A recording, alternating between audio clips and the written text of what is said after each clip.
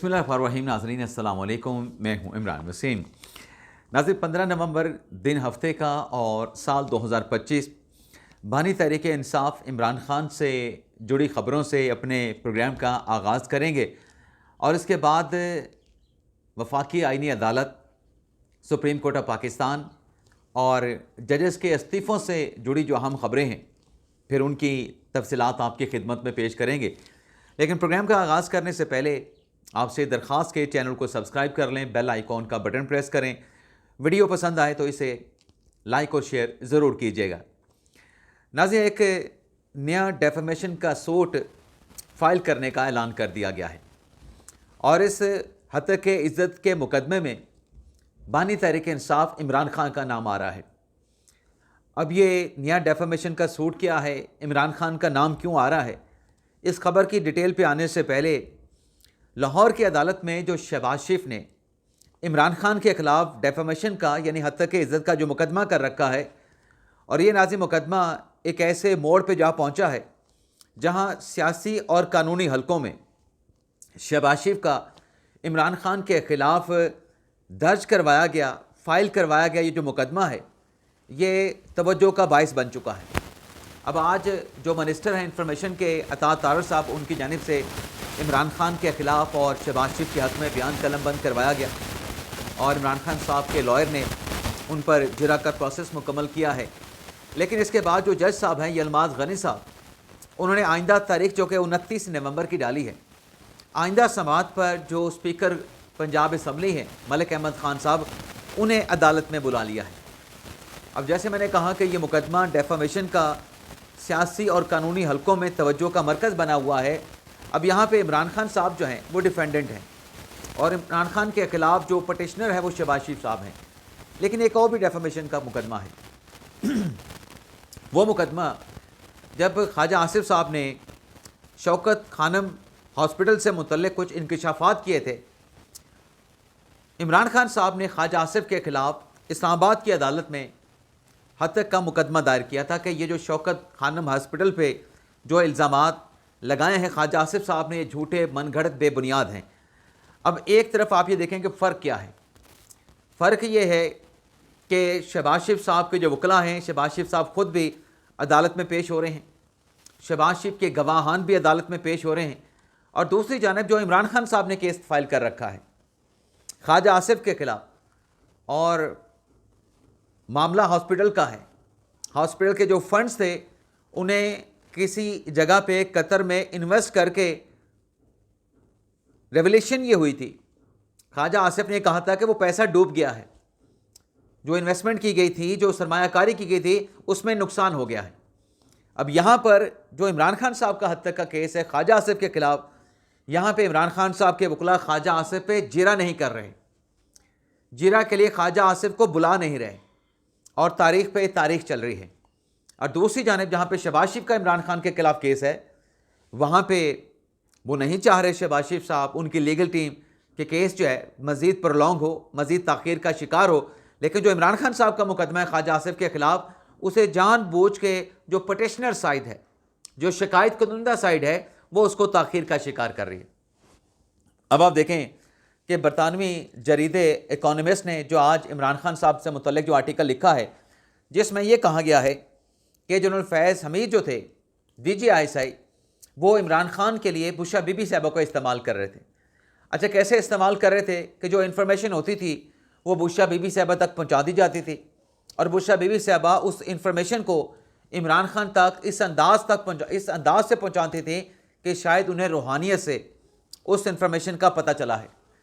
तो जब वो 2-3 दिन 4 दिन के बाद वो बात दुरुस्त साबित होती थी, जो ISI से बुशरा बीबी साहबा तक पहुंचती थी और बुशरा बीबी साहबा उसे अपना रूहानी कमाल बता के खान साहब के आगे पेश करती थी, तो खान साहब का जो तकिया है, जो ईमान है, जो यकीन है बुशरा बीबी साहबा पर मज़ीद बढ़ जाता था।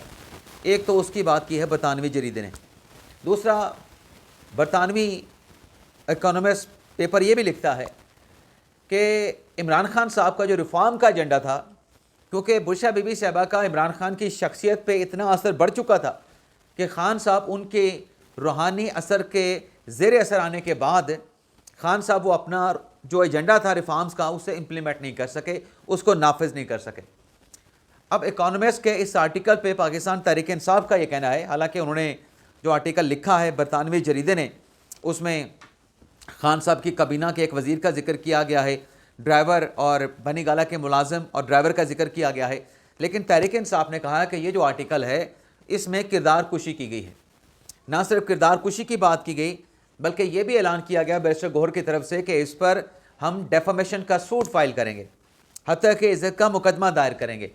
अब इससे पहले नाज़रीन आपको याद होगा कि जब उमर फ़ारूक ज़हूर ने शाहज़ेब खानज़ादा के प्रोग्राम में इंकशाफ किया था कि वो जो घड़ी, काबे वाली जो घड़ी है, वो कैसे ख़रीदी गई, कैसे मुत्तहिदा अरब अमारात में उसको बेचा गया और वो उमर फ़ारूक ज़हूर तक कैसे पहुंची।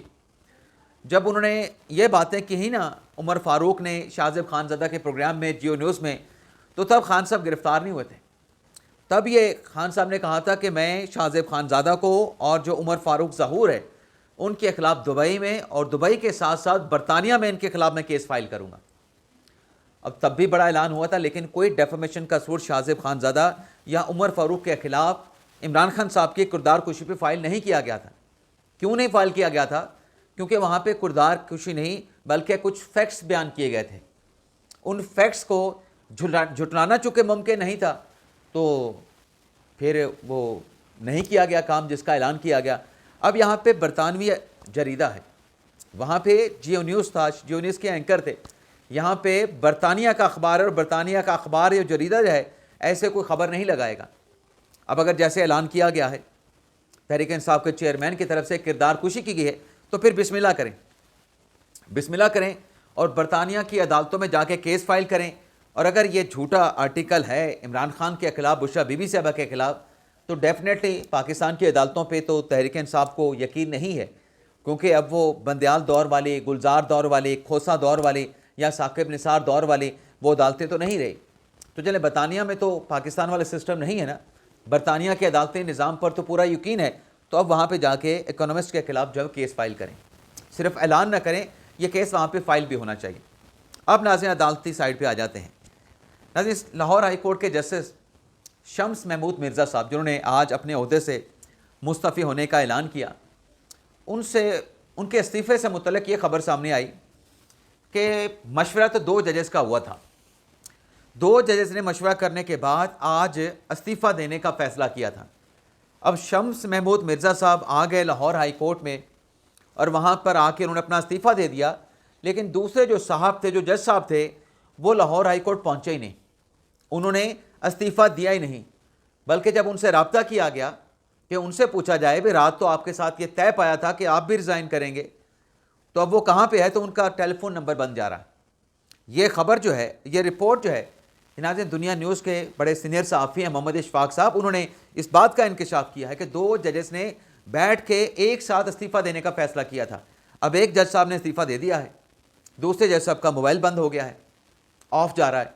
लेकिन इसी दौरान एक ख़बर आती है कि इस्लामाबाद हाई कोर्ट के जो जज हैं जस्टिस सरदार इजाज़ इसाक, उन्होंने भी इस्तीफ़ा दे दिया है, वो भी अपने जज के ओहदे से मुस्तफ़ी हो गए हैं। तो नाज़रीन ये जो सरदार इजाज़ इसाक साहब से मुतल्लिक़ ख़बर चल रही है, ये फ़ेक न्यूज़ है।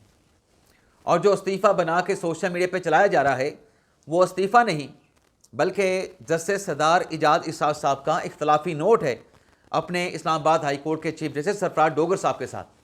तो इख्तलाफी नोट को तो आप इस्तीफ़ा नहीं कह सकते। अगर इख्तलाफी नोट ने इस्तीफ़ा बनना है तो फिर तो सुप्रीम कोर्ट के कई जजेस हैं जो इख्तलाफ कर चुके हैं, तो फिर क्या उनके इख्तलाफी नोट को भी इस्तीफ़ा समझ लिया जाए? हाँ, अलबत्ता ये बात ज़रूर हो रही है और ये अंसार अब्बासी साहब भी अपने ट्वीट्स में, अपने आर्टिकल्स में, अपनी ख़बरों में लिख रहे हैं कि इस्लामाबाद हाई कोर्ट के एक जज हैं जिनकी 5 साल की मियाद जब मुकम्मल होगी तो वो अपने ओहदे से जो है वो रिज़ाइन कर जाएंगे। अब अंसार अब्बासी साहब इतनी बड़ी ख़बर, लेकिन उसमें जज साहब का नाम नहीं लिख रहे। मोहतात रवैया, बाजी में अतर मिनल्ला साहब ने उनको कंटेम्प्ट का नोटिस जारी किया था। एक बड़ी ख़बर जो है अंसार अब्बासी साहब ने दी थी, बड़ी मुश्किल से अंसार अब्बासी साहब का उस केस से पीछा छूटा था या जान छूटी थी। तो शायद इस वजह से भी कि खाम में आप ख़बर दे रहे हैं और नेक नीयति के साथ दे रहे हैं, तो सच्ची खबर और नेक नीयति के साथ देते हुए ख़बर में आप बिला वजह मारे ना जाए। अब उससे अगर आप इस्लामाबाद हाई कोर्ट के जजेस का डाटा जाके देखें तो नवंबर के आखिर में या फिर दिसंबर के अवाइल में इस्लामाबाद हाई कोर्ट के एक ही जज हैं जिनकी 5 साल की मियाद पूरी हो रही है।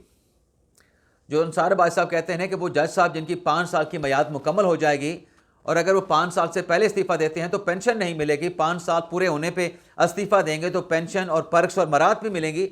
वो जस्टिस जहांगीर साहब हैं जिनकी डिग्री का मामला भी जो है वो पब्लिक डोमेन में आ चुका है। वो भी अभी फैसला होना है सिंध हाई कोर्ट से, लेकिन वो जज साहब कोई और नहीं, वो तारिक महमूद जहांगीरी साहब हैं। तो सरदार इजाज़ इसाक साहब का तो कोई इस्तीफ़ा नहीं आया, आगे चल के शायद आने वाले दिनों में आ जाए, लेकिन तारिक महमूद जहांगीरी साहब हो सकते हैं जिनसे मुतल्लिक अंसार अब्बासी साहब नाम लिए बगैर अपने आर्टिकल्स में बात कर रहे हैं, क्योंकि गालिबन 30 नवंबर को या फिर दिसंबर के पहले दूसरे हफ्ते में जहांगीरी साहब की जो 5 साल की मियाद है बतौर इस्लामाबाद हाई कोर्ट के जज की वो मुकम्मल हो रही है। इसके अलावा नाज़रीन, वफाकी आईनी अदालत की अगर हम बात करें तो कोई कॉज लिस्ट जारी नहीं की गई, कोई कोर्ट प्रोग्राम जारी नहीं हो सका। बताया गया है या पता ये चला है कि पीर के रोज़ जब 2 जजेस हलफ उठाएंगे, जस्टिस रोज़ी खान साहब और जस्टिस रिटायर्ड अरशद हुसैन शाह साहब, उसके बाद फौरी तौर पे कोर्ट प्रोग्राम जारी होगा, बेंच तश्कील होगा और 3 या 5 मुकदमे फौरी तौर पे समाअत के लिए मुकर्रर होंगे। अदालत लगेगी, उन मुकदमात को सुनेगी और मुतलका जो फ़रीक़ैन हैं, जो वकला हैं, उनको नोटिस जारी किए जाएंगे। अगर उन दरख्वास्तों में कोई सब्सटेंस हुआ या अगर पहले से चलते हुए केस हैं जो कि सुप्रीम कोर्ट से मंगवाए गए हैं, ट्रांसफ़र किए गए हैं फेडरल कॉन्स्टिट्यूशन कोर्ट में, तो उनमें तो फिर तमाम फ़रीक़ैन को वैसे ही पेश होना होगा। तो एक तो नाज़रीन ये बात है। दूसरा नाज़रीन, जो एक बात कही जा रही है, एक प्रोपेगेंडा या गलत फहमी वफाकी आईनी अदालत से मुतल्लिक कि ये तो एक नई अदालत है। नई अदालत किन प्रेसिडेंट्स पे चलेगी, यानी कौन से ऐसे माजी के अदालती फ़ैसले हैं जिनकी रोशनी में वफाकी आईनी अदालत अपने फ़ैसले करेगी। और इस दलील की सपोर्ट में कहा यह जाता है या आर्गूमेंट ये दिया जाता है कि सुप्रीम कोर्ट के फ़ैसले तो आईनी अदालत मानने की पाबंद नहीं है, तो फिर कौन से फ़ैसले इस आईनी अदालत में प्रेसिडेंट के तौर पे पेश किए जाएंगे। अब नाज़रीन, माजरत के साथ ये जहलाना अप्रोच है, ये जहलाना आर्गूमेंट है या लॉजिक है, ये मेरी राय है, गलत भी हो सकती है। क्योंकि आप ये देखें, जब दुनिया की सबसे पहली अदालत बनी थी तो कौन सी प्रेसिडेंट को देख के वो अदालतें फ़ैसले किया करती थी जब पहली मर्तबा अदालतों का निज़ाम राइज हुआ था। कोई जब पहली नई अदालत बनती है तो कोई प्रेसिडेंट नहीं थी, डेफिनेटली नहीं थी। इसी तरीके से नाज़रीन, जब परवेज़ मुशर्रफ का मुकदमा, जब उनके खिलाफ आर्टिकल 6 का मुकदमा बनाया गया तो कौन सी प्रेसिडेंट थी किस अदालत की या किसी भी अदालत की कि आर्टिकल 6 के मुकदमे में फ़लाँ अदालत ने यह फ़ैसला किया था। अपनी नौयत का वो पहला केस था परवेज़ मुशर्रफ के ख़िलाफ़ आर्टिकल 6 का, और ये मखसूस नशिस्तों का केस भी, ये भी अपनी नौयत का पहला मुकदमा था। और दूसरा एक और बात, जो सुप्रीम कोर्ट के फ़ैसले हैं ना, बेशक वफाकी आईनी अदालत उन फैसलों की पाबंद नहीं है, लेकिन हाई कोर्ट के फ़ैसले और सुप्रीम कोर्ट के फ़ैसले सपोर्ट के लिए, कानूनी मुआवनत के लिए, कानूनी आर्गूमेंट्स के लिए या कॉन्स्टिट्यूशन आर्गूमेंट्स के लिए ये आईनी अदालत में आप दे सकते हैं।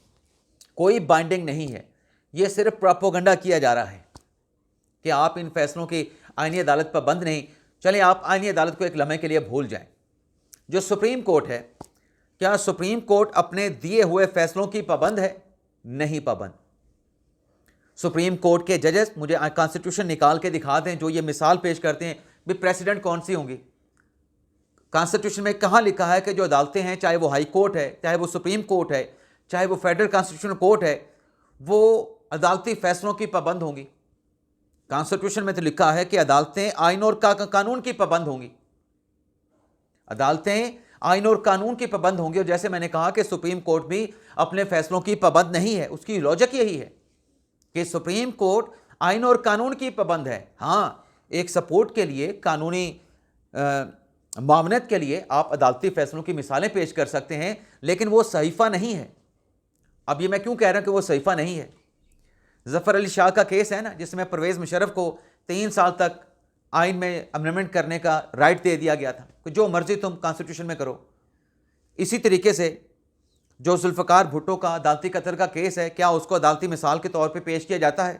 क्या 200 केस को, आसमा जलानी केस को, जिसमें इंडोर्समेंट कर दी गई डिक्टेटर्स की, क्या उसे अदालती प्रेसिडेंट के तौर पे पेश किया जाता है? नहीं पेश किया जाता, बल्कि ऐसे फैसलों को अदालती माथे पे बदनुमा दाग करार दिया जाता है।